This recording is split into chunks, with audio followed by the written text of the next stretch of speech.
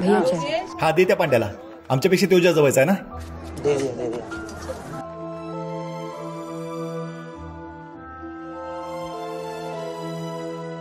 अशी काय करतेस ताई तू? जरा तरी काय वाटते का नाही? नहीं, मैं ठीक हूँ.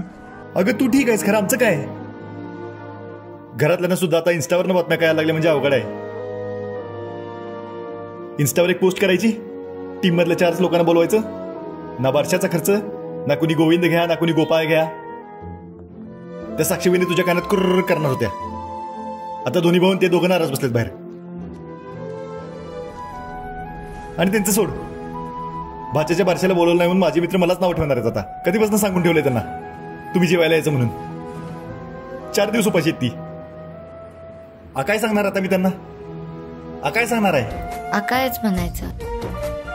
ताई एक वेळ जेवायच राहू दे, खरं योजक परत मारू नकोस. हसतीस काय?